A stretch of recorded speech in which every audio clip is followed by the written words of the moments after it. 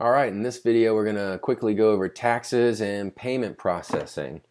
So the way taxes work is you come to settings and you go to taxes, and you can see on if this isn't, I'm not an accountant, this isn't financial advice. You should talk to a professional accountant if you have questions about collecting taxes.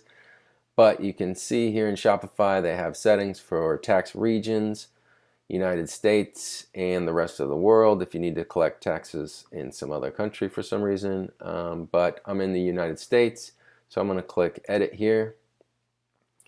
And you can see it's calculate taxes automatically. By default, Shopify really set this up for me already.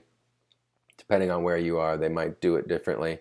But the way they do it is you just enter your state and your zip code, and Shopify will automatically calculate state tax and county and municipal taxes and process that for you. We'll charge it for you. You'll still need to pay your taxes on your own. But if you didn't see this in here, you just enter your state and your zip code. If you have your company in Florida, but maybe you have a warehouse in another state and you need to collect taxes there as well, you just enter the state again and the zip code and add, and it just adds the rate and the municipal fees and county fees as well. So that's pretty much it for taxes if you're in the United States and you've got a company in one of these states. But let's go back here, and that's all we need to actually, let me get rid of that because I'm not charging tax in California. And next we're going to look at payment processing. So we'll go back to the main settings and we'll go to payments. And here we have Shopify payments.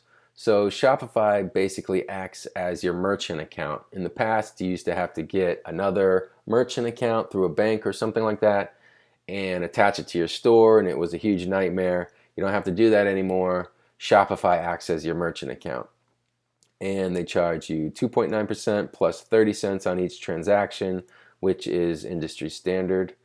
And all you have to do is click this activate Shopify payments, and it'll take you to a form where you fill out your personal information, your social security number, your bank account information.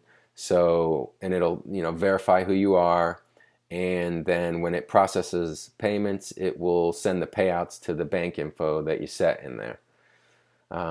So that's all you have to do to set that up. After you set that up, you can actually start doing business after you set that up. But I highly suggest that you come down here and you set up PayPal payments as well, because this will give you a little button on the checkout page that lets people check out with their PayPal account, which I have found a lot of people prefer to do. Sometimes it's 50% of orders on a store can be PayPal orders.